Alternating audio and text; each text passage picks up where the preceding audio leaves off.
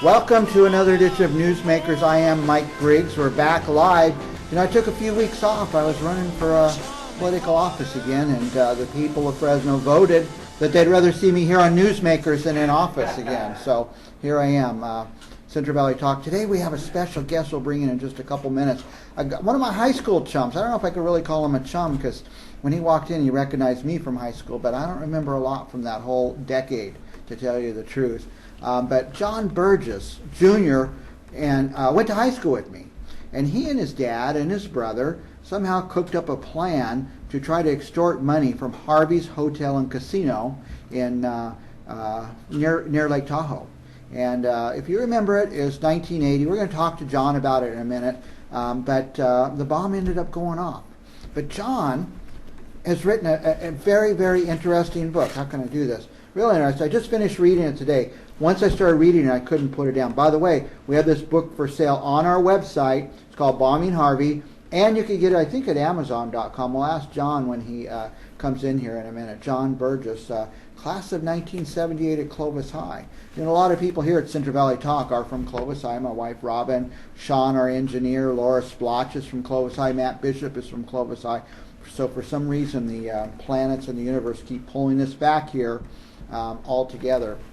But now we're in the Tower District. Anyway, sometime in August of 1980, it was a single event for us. A bomb went off, and it was like one day there was some interesting news for us. But for John Birges, his dad and his brother, it was something that went on for years, maybe a year before the bombing, and of course they're probably still living it today.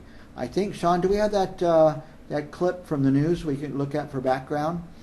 In case you don't remember, by the way, there's a hotel behind me as it's blowing up. That was, 20 years ago? 30 years ago. Oh, my gosh. I remember it like it was yesterday. I'm sure John does, too.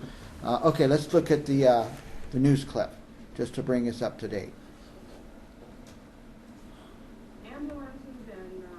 Can you turn it Fire up more? engines that had been standing by began moving towards Harvey's immediately. Now I was told, and I haven't been able to confirm this, but I was told there were no injuries, no one was in the hotel. So that is one very fortunate thing about today's incident. You were about a quarter of a mile from it, is what it looks like there, Jen. Yes, we were kept about a quarter of a mile. The police, the Nevada Highway Patrol, the California Highway Patrol was keeping everybody away from the site. We were pushed back, we were pushed back, we were pushed back, we were pushed back. And you know how newsmen are, we were getting angry. And then the explosion came, and I was very happy that I was at that distance. As you know, Ginger, David Fowler is still there, and he has a report now by phone, and we can all talk to him. David, can you hear us? Yes, I can, Rita. And I can give you a little background on what happened in the hotel. What they did was they surrounded the bomb with sandbags, a high stack of sandbags, and then apparently, as we understand it, they used some sort of robotic device, sort of a robot to detonate it. The blast went up, and we've been able to look at the hotel. I'm across the street now in Caesars, and I can see across into Harvey's.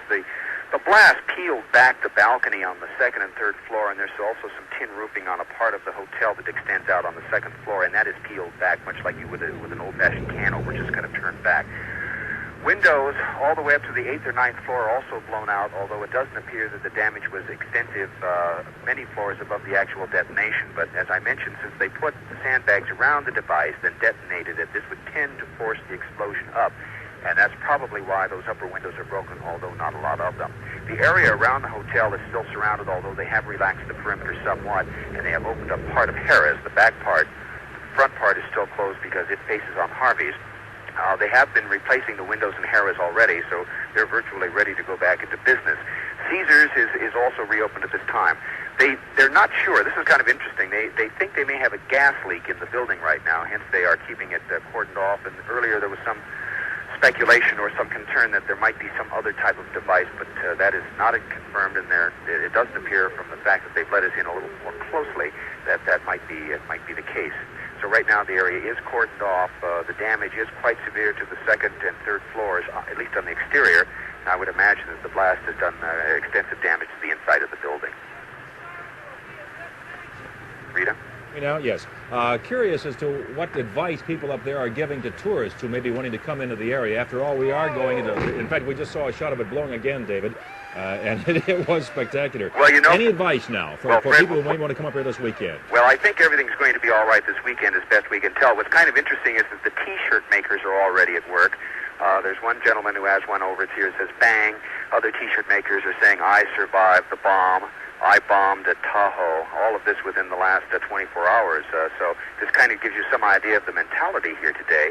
As Ginger pointed out, people seem almost euphoric by the thing. We took one last spin just before they detonated it. We spun over the area in Helicopter 4 when they had evacuated it. And we could see this huge ring of people in this quarter-mile perimeter. It was just an incredible sight because everybody was just excited and waiting to get in there to take a look. And we were not far from there when it blew, and people were just seemed delighted by the whole thing. It was quite incredible. David, we were also told that there was an attempt to pay off the ransom, that $3 million, but that for some reason they couldn't find it or the instructions weren't clear. What can you tell us about that? We're just piecing that together from the FBI, and this is kind of what we have at this point. Apparently, they were supposed to make a helicopter drop of the money last night somewhere here on the shores of Lake Tahoe. Apparently, the moon was too bright. The idea was that the person who was going to take the money was supposed to follow the big beacon of the helicopter, and on some sort of prearranged signal, then the money would be dropped from the chopper.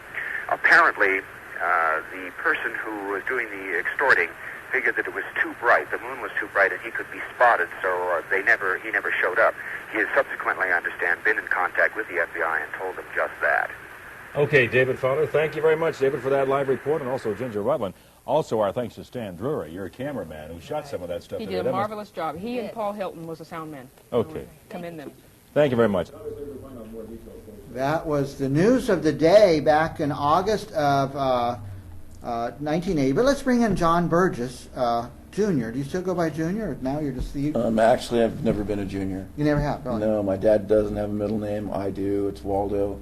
But everybody calls me Junior. So, I mean, it's one way to separate us. Well, let's talk about that day. It was, what was the date? August 27th. August Well, actually, 27th. Excuse me, the bomb was placed on the 25th, I believe. And then the 26th was one of the days that they were trying to disarm it or figure out what was going on with it. And then the 27th was the actual day that they detonated it. And this is what most of us watching remember right now, is that day, you know, watching the news breaks in. You know, it's not in our towns. We didn't pay that much attention. I mean, a little bit. You're watching, it's an interesting news story. A bomb goes off in a casino. But in those days, there was assassinations, bombings all over the world. It wasn't didn't have such a big effect on us that day, those of us just at home watching the news. And in 1980, for example, I was just, 20, 21 years old, so I could care less. Yeah. And it seemed like at least a year later before our Clovis link came up. Yeah, I mean, the investigation probably started right around November when they started to actually snoop around. And that's when they first contacted my dad. And then towards the end of November of that year, that's when the FBI came to my door. Wow. And that's when the problem started for me, but it really wasn't in the papers. The only thing that really was in the papers was the dynamite theft, which had occurred, February of that year, earlier, but nobody really put it together. Well, let's work backwards a little. So on October 27th, was it? The bomb went off? August 27th, the bomb goes off. And apparently what happened is they had a plan to try to defuse the bomb. Right, they had several different plans. I mean, obviously after the payoff didn't go the way it was supposed to go, I made a phone call and told them to flip switch number 5. I don't think they believed me. Obviously they didn't, but they were debating about flipping the switch. They were talking about 4 people grabbing each corner of the bomb and trying to carry it out. And then they had a robot that the NEST team, the Nuclear Emergency Search Team, had. Then they told them that if it blew up, it would cost the city of Lake Tahoe $750,000. To replace the robot. Exactly. So they said no. So, and we are going to go through the whole story, but working kind of backwards, your dad, and your brother were waiting for the money drop. The money didn't get dropped, and so you guys needed a plan B, which you didn't have. Right. So you had called, just to buy a little time, the sheriff's office and said, hey, just flip switch number 5, and that'll give you a little extra time. Right. But they didn't really get it. I don't think they believed me. Right.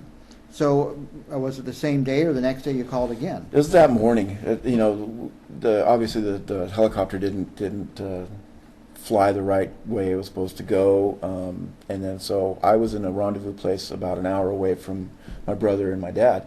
So when the sun came up, I decided to just go back and see what happened. So on the way back, I stopped at the airport where my dad's girlfriend, Joanne, was waiting. And so I said, well, did you hear from them or anything? She said, no. I said, well, let's just go find them. So we got back on the road on Highway 50 and then turned down Ice House Road. And I was driving kind of fast, and I forgot about this hairpin turn.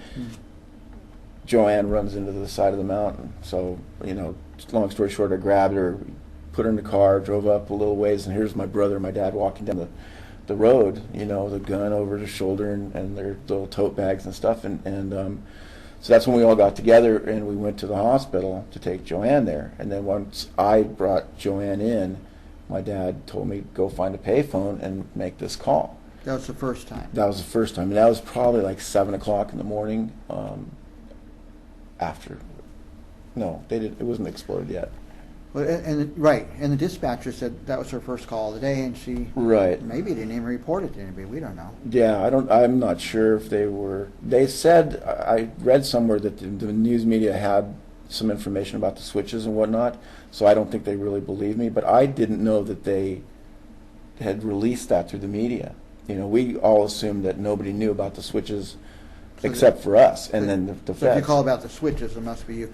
We have to take a quick break. The book, Bombing Harvey by John Birges, is available right here on Central Valley Talk, right to the left, to the right of your screen. You can click on the book and buy it right here. When we come back, we're going to talk more about Bombing Harvey with John Birges.